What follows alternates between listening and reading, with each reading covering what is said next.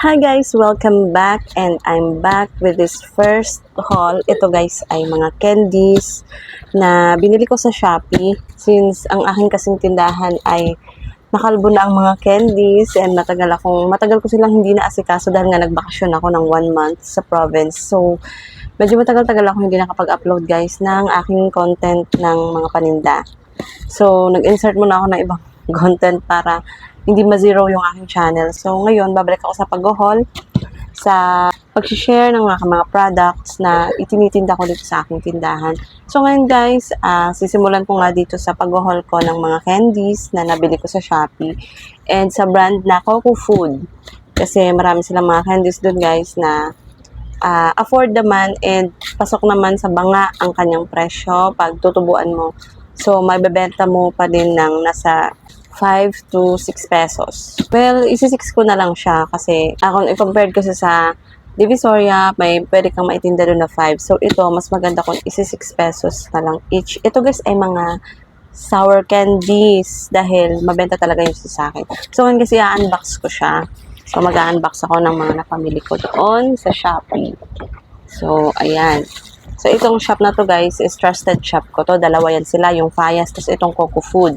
So, dito ako sa Coco Food kasi feeling ko mas mura dito yung mga candies nila dun sa, compare dun sa Fayas. Kasi yung Fayas, maganda dun sa kanila yung mga toy pads. Pero pagdating sa mga candies, mapipili lang yung pwede mong mabili dun na hindi ka mahalan. Hindi masyadong maano yung presyo. Hindi ka mahihirapan tubuan. So, ito guys, may nakalagay siya na fragile. Ayan, may nakalagay yan din na fragile. Ang ganda din mag-pack ng Coco Food. So, open natin. So, dito sa box niya pala, andyan din yung receipt. Ayan, nakalagay na. So, ayan, open na natin yung bubble wrap.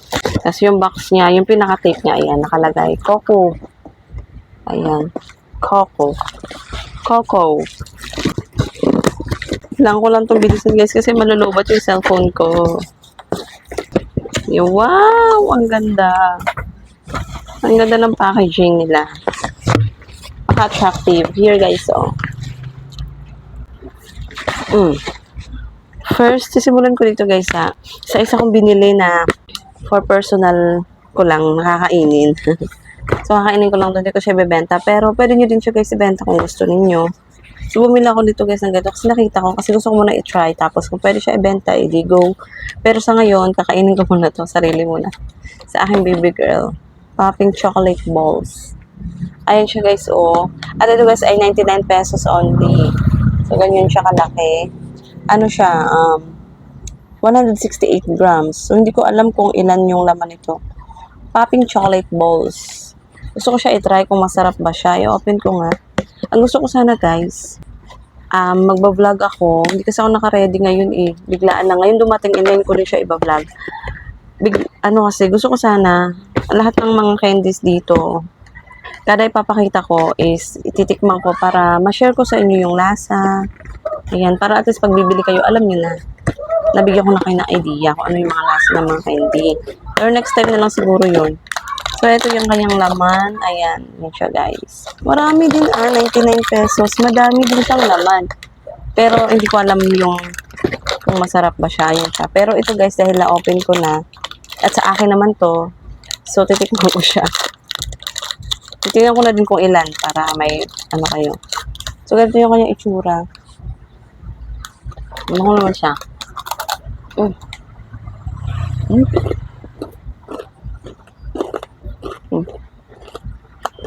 Hindi ko na napakita yung laman. Nasubo ko lahat. Crunchy siya. May laman sa loob na parang ano nasa ito? Parang may pagka-nuts yung lasa. May nuts siya sa loob. Tapos parang meron siyang cream. Cream feeling. Ayan. Filled siya ng cream sa loob. Tapos chocolate yung itong sa labas.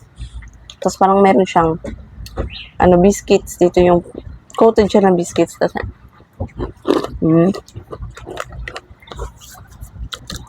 hindi siya matamis.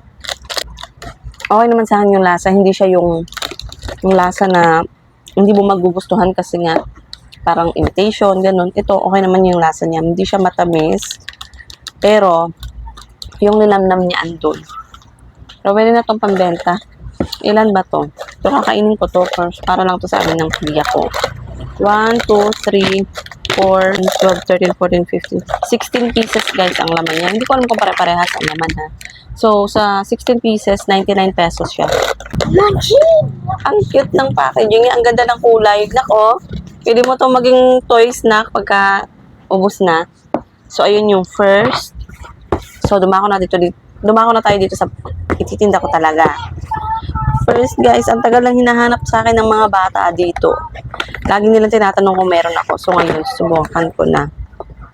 Hindi ko alam kung ito talaga yung saktong hinahanap nila. Basta hinahanap nila is lachaw. Lachaw ba tawag nun? Ito kasi is mini strip na may pagka-spicy. Pero parang ito na din yun eh. Ayun siya guys. 30 pieces ang laman and 115 pesos. So, kung sa ano to, ang mga presyohan talaga ng mga ganito 30 pieces is nasa 110. And swerte mo na kung makakakuha ka ng 100 to 105. So, dito 115. Kaya pang 6 talaga guys ang bentahan. So, ganito yung guys ang laman. Ayan. Look, ayan oh. Tapos ito yung kanyang laman. Ito akong sample. Titikman ko din to sa susunod. Tikman ko na kaya, tapos bayaran ko na lang bawat isa. Yan, hindi ko maubos to. Ayan. Pero pipili ako ng titikman ko. Ito kasi parang isa lang yung laman niya. Yung ibang mga sour candy, marami kasi yun kaya hindi ko mauubos. Hindi ko sila matitikman. Ganon din naman, asim lang naman.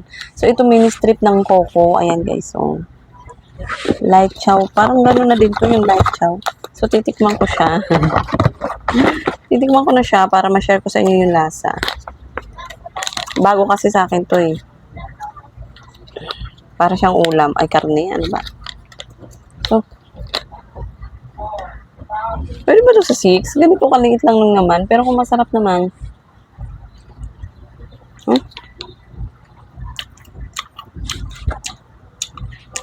Pwede siya pang ulam.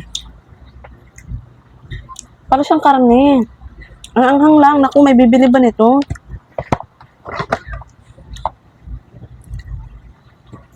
Maanghang siya. Pero masarap siya. Let me try, man. Let me try. Let me try. Uminom kayong water. Parang karne. Pwede siya pang ulam. Parang siyang sausage. Man, hindi maman spicy. Uminom kayong water. Ang sarap niya. Ang sarap niya. Kung hindi lang siya maanghang, ang sarap niya talaga. Ang sarap niya yung ulam. Si Pia. Ang sarap niya, pero maanghang talaga. Ay na, pahingi ng tissue na. Tsaka water. Ang anghang talaga. So, ayun guys. Ayun, nasa inyo. Iwan ko kung mabebenta ko to. Kung hindi ako nakakain. Mama, hindi ko So, ayan, habang umiinom ako ng tubig dahil sa sobrang anghang, magvo-voice over ako guys kasi may nangyari sa cellphone ko, nalaglag siya.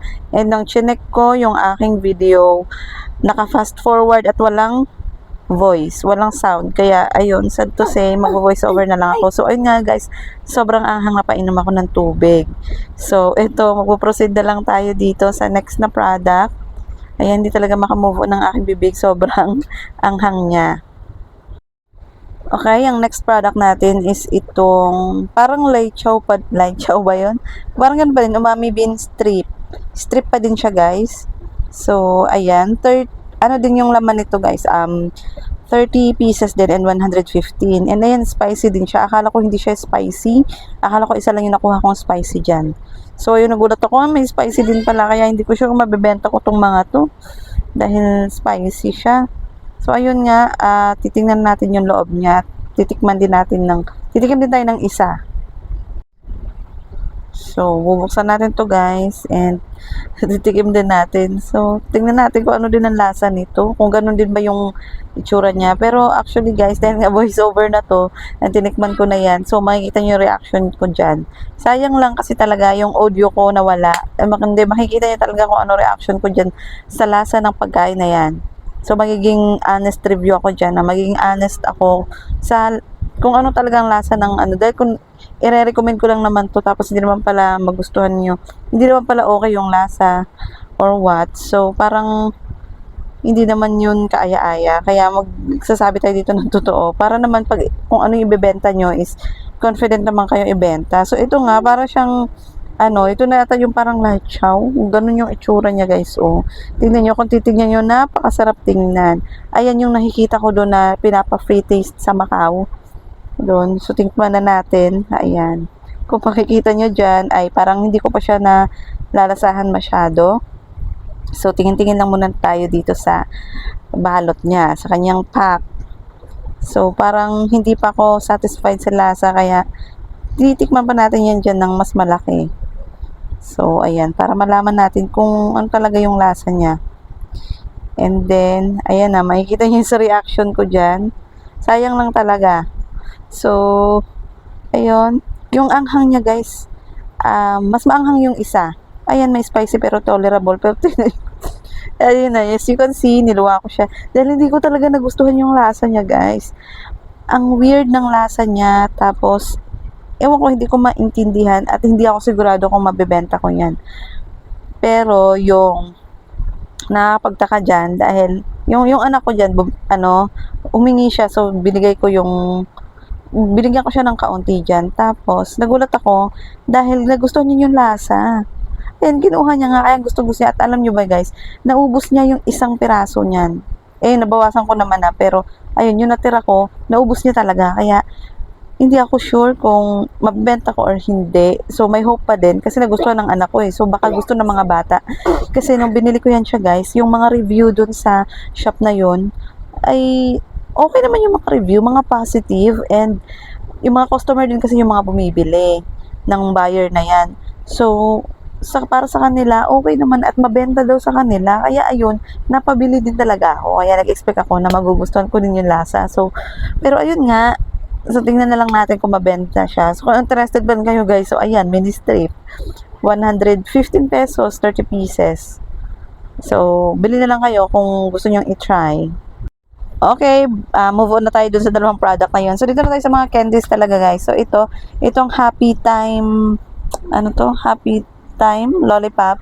Ayan, nagtinda na ako dati yan, guys. So, mabenta siya sa akin, kaya ibabalik ko lang siya. So, ganyan siya. 30 pieces din siya, guys. And ano naman yung price niyan? 105 pesos lang yung price niya. So, iba yung price niya dun sa mga nauna kong pinakita. So, ayan. Pero, ipaparehas ko lang yung bentahan yan, guys. Gagawin ko yun. Tigsi 6 pesos bawat isa. So, ayan. Papakita ko din yung laman niya.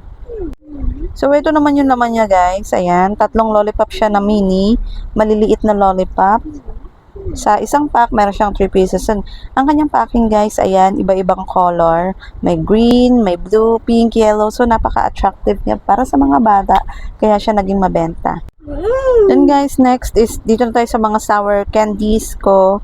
So, first, ito, iba-ibang klase ito, guys, ha. Ito, sour gummy siya. So, malambot lang siya, guys, na maasim. So, titikman natin. Eto, magbubukas din ako dyan, guys. Bubuksan ko din yung isa dyan dahil, yun nga, para maano yung lasa kanina. Kasi medyo hindi ko nagustuhan nga yung lasa kanina. So, titikim din ako nito. So, ayun, guys. 30 pieces din yun, guys. Then, 115 pesos. So, titikman natin, guys, kung masarap din siya. Na-try na natin siya, guys. Kung masarap din siya. Yung expiration date nga pala nito, guys, is nasa pack na din. 2027 pa yung mga expiry date niya. So, matagal pa yung expiration date niya. Yan, ang bango niya, guys. Tapos, ang bango ng amoy niya dyan. Tapos, masarap din yung kanyang lasa. Ayan, nagustuhan ko yung lasa niyan. Sobrang sarap para sa akin. Tapos, ang bango niya. Kaya, ito, isa to sa mga mare-recommend ko kung gusto nyo magbenta ng mga sour candies. Marami kasing iba-ibang klaseng sour candies, eh. So, kaya isa yan sa napili ko. Yung sour gummy candy. So, ayan. Again, 30 pieces for 115 pesos.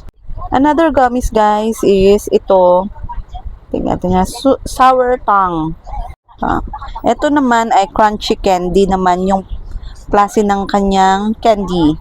So, sour candy pa din to. Crunchy lang siya. So, iba din yung gummy. So, ito yung kanyang laman sa loob.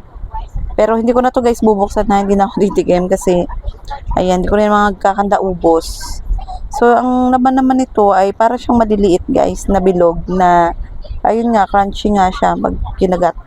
Ang gusto ko dito guys is ziplock na yung kanyang ang kanyang packing. Compare dito sa isa, ayan, pagkatapos mong kakain, ikiklip mo pa ito, kahit pa isa-isa lang yung kain mo, ganyan, pwede mo siyang i-zip lang siya. So, ayan, yan yung magaganda sa ibang mga candies nila guys, kasi mga naka-ziplock. So, ayan, iba-iba yung kulay ng packing niya at attractive din talaga.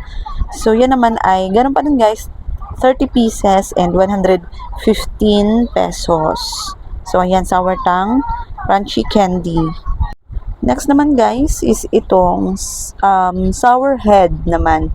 Sour head candy, ito ata ay hard candy din siya. Yung solid talaga yung pag-candy niya or, no. Ano pala to siya guys? Chewy candy. Ayan. Para siyang yung candy bean, yung gummy na bean. Yung parang iba-iba yung kulay na gummy bean. So, parang ganyan siya. Ayan. So, ganyan yung packing niya. Very nice ang color. So, ayan. Nice din yung packaging niya. Magkakapareha lang. Pero tingnan nyo, ang ganda ng kulay. Attractive din siya sa mga bata. So, ayan. Sour head, chewy candy. Naka-ziplock din siya, guys. Ayan. And again, 30 pieces, 115 pesos. So, ito I think plus na ata to. Itong hard candy, super sour. Napakaasim nito guys, pero pag nakain nyo na siya ng mga ilang seconds or minute ba sa dila nyo, ay pumapalit na yung tamis. Yan, masarap nito. Iyan guys, isa sa mga pinakamabenta sa akin sa mga sour candy na binenta ko. So, ayan, inulit ko ulit, umorder ulit ako ng ganyan. Yung iba kong pinakita guys is mga hindi ko pa yun na-display dito. So, ito, dati ko na nabenta to and ayun, mabenta nga siya sa akin. So, ganyan yung packing niya, iba-iba yung kulay. Pero, ayan, magkakaparehas lang yan guys ng flavor, ng lasa. Pero masarap din yan siya guys, lalo na pag bagong kain kayo, katatapos yun ng kumain, tapos maumay. Ayan, kaya gusto-gusto din ng mga bata yan. Then, ayan, naka-ziplock din siya. Tapos, 30 pieces and 115 din yung kanyang presyo. So, again, ayan siya. Ayan, napaka-attractive talaga ng mga packaging nila, guys. Kaya mas mabilis siyang maibenta sa mga bata. Mas madali siyang i-offer. Sa hilig pa ng mga bata ng mga candies, lalo pag mga maaasim, mahilig sila sa ganun. So yun lang guys, kung interested kayo, mag-order na lang kayo. Lalagay ko yung links sa description box below. And yun lang guys, so thank you so much for watching. Abangan nyo na lang mga susunod ko pang mga uploads. Bye-bye!